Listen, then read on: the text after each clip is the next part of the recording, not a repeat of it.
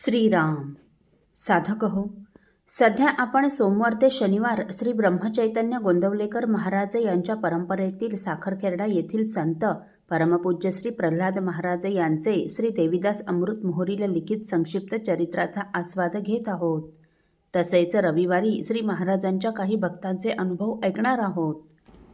तुकाराम पंत नारायणराव इनामदार हे गोंदवल्याला श्री दत्त व शनिदेवाची पूजा करीत असत.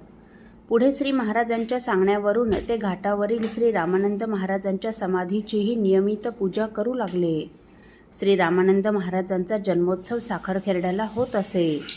त्या दिवशी तुकाराम पंत गोंदवल्याला घाटावरील रामानंद महाराजांच्या समाधीवर गुलाल पुष्पे उधळून त्यांचा जन्मोत्सव करीत.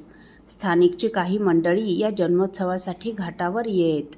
या जन्मोत्सवाच्या निमित्ताने तुकाराम पंत श्री रामानंद महाराजांच्या चरित्राचे पारायणही करीत आणि या उत्सवाचा तीर्थमिश्रित अंगारा व प्रसाद पोस्टाने किंवा कुणाबरोबर ते श्री महाराजांना पाठवीत असत.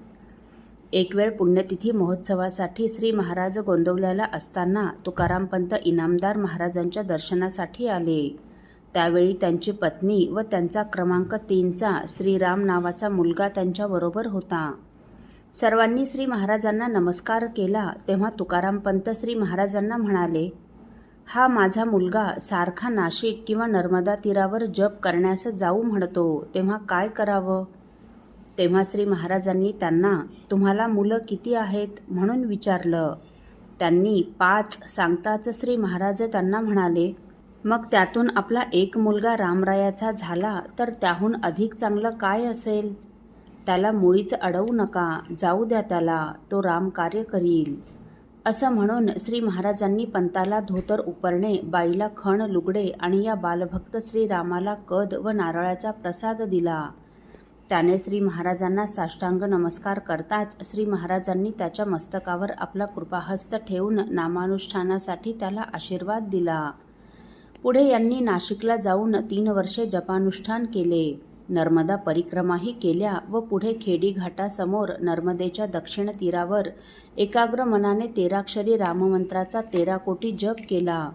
पुढे तेथे भव्य श्रीराम मंदिराची निर्मिती केली. समोर दक्षिणमुखी हनुमंताची स्थापनाही केली. पुढे श्री ब्रह्मचैतन्य महाराजांची व नर्मदा देवीच्या मूर्तीची स्थापना करून भव्य असं संस्थान निर्माण केलं आणि भक्तांना निवासासाठी काही खोल्याही बांधल्या. श्री महाराजांचा आशीर्वाद खरा ठरला. असो, कमलाबाई देशमुख म्हणजे माकोडीच्या आप्पासाहेब देशमुखांची कन्या. आप्पासाहेब देशमुख हे श्री रामानंद महाराजांवर अतिशय प्रेम करणारे व त्यांचे निष्ठावंत भक्त. सुरुवातीला अतिशय कडक व अत्यंत जहाल स्वभावाचे असणारे आप्पासाहेब श्री रामानंद महाराजांच्या चरणी अत्यंत लीन होऊन राहत असत. श्री रामानंद महाराजांच्या कृपेने त्यांची वाटचाल सन्मार्गावर सुरू झाली. एवढी श्रीमंती असूनही ते श्री रामानंद महाराजांची आज्ञा कधीच उल्लंघन करीत नसत. साखरखेर्ड्याची गोष्ट आहे. एक वेळ श्री रामानंद महाराजांनी प्रल्हाद महाराजांना साखरखेर्ड्याला एका घरी जप करण्यास ठेवले होते. तेवढ्यात माकोडीचे आप्पासाहेब श्री रामानंद महाराजांच्या दर्शनास साखरखेर्ड्यास आले. तेव्हा श्री रामानंद महाराजांनी त्यांना ते घर स्वच्छ झाडून घ्या व पाणी आणून तेथे सडा टाका म्हणून सांगितले. आप्पासाहेबांनी लगेच श्री रामानंद महाराजांची आज्ञा प्रमाण मानून घर झाडण्यास सुरुवात केली. ते पाहून आपल्या महाराजांना थोडं अवघडल्यासारखं व कसंतरीच वाटू लागलं. परंतु आप्पासाहेबांनी कशाचीच पर्वा न करता डोक्यावर पाणी आणून घर झाडून सडा टाकला. त्यांना त्यांच्या उभ्या आयुष्यात हा असा पहिलाच प्रसंग असेल. एवढा जहाल व श्रीमंत मनुष्य, परंतु श्री रामानंद महाराजांवर त्यांची दृढ श्रद्धा होती. ते त्यांना देवच मानित असत. ते श्री रामानंद महाराजांवर नितांत प्रेम करीत आणि त्यांच्या आज्ञेचं ते कधीच उल्लंघन करीत नसत. असे हे श्री रामानंद महाराजांचे शिष्य माकोडीचे आप्पासाहेब आणि त्यांच्या कन्या आपल्या कमलाबाई.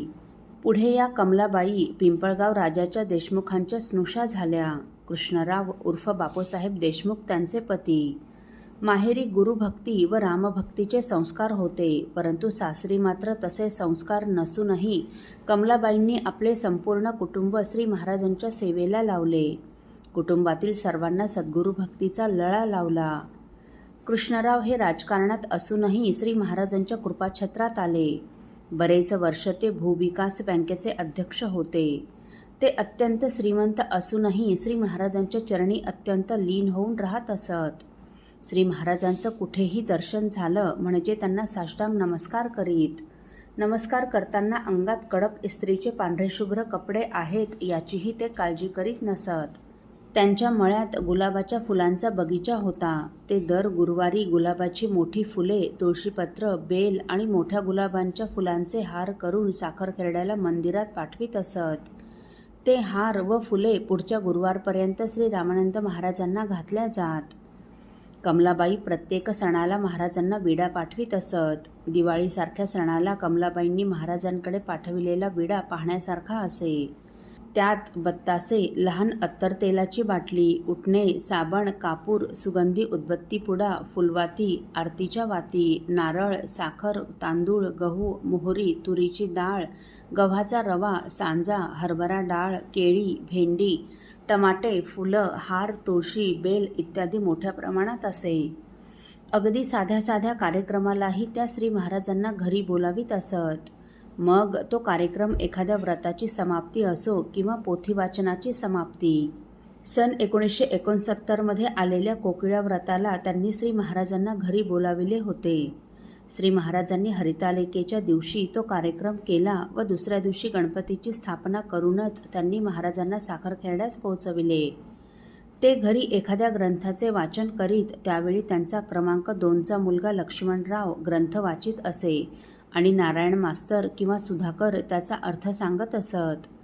हे त्यांनी श्री महाराजांना सांगितल्यावर महाराजांना फार आनंद झाला व महाराज म्हणाले, ग्रंथ वाचन आणि त्यावरील विवेचनांनी श्रोते व वक्ते या दोघांनाही ग्रंथ वाचण्याचा खरा फायदा मिळतो आणि त्यायोगे आनंदघन परमात्म्याचे प्रेमाने नाम घेणे हेच मुख्य साधन ठरते. श्री रामरायावर परमप्रेम उत्पन्न होऊन मृत्यूची देखील भीती राहत नाही. तो खरा आनंदी बनतो. मुख्य प्रेम साधण्याकरिताच स्नान, दान, होम, आरत्या, भजन, जप वगैरे उपासनादी कार्य आहेत. सूर्य उगवला की जशी थंडी, भीती व अंधकार जातो तसा प्रेम उत्पन्न झाला की तो परमसुखी बनतो. ग्रंथ वाचनासाठी श्री महाराज त्यांना कधी थोरल्या महाराजांचं चरित्र, कधी प्रवचनाचं पुस्तक तर कधी श्री रामानंद महाराजांच्या बोधवचनाचं पुस्तक आणून देत. असो, साधक हो, तीर्थस्वरूप कमलाबाईंच्या द्वितीय मुलीच्या लग्नाच्या वेळेवर सोसाट्याचं वादळ सुरू झालं. ढगांचा प्रचंड गडगडाट आणि त्यात विजाही सारख्या चमकत होत्या. लग्नमंडप कोसळून पडतो की काय अशी भीती सर्वांना वाटू लागली. त्यावेळी परमपूज्य श्री प्रल्हाद महाराजांनी काय केले हे आपण पुढील भागात ऐकणार आहोत. श्रीराम समर्थ. आपल्यातील कोणा श्रींच्या भक्तांना श्रींचे काही अनुभव आले असतील तर कृपया आपण मला ते 9422843253 अथवा सुनील दादांच्या 9892608401 या व्हॉट्सअप नंबरवर कळवावेत अशी नम्र विनंती. श्रीराम समर्थ.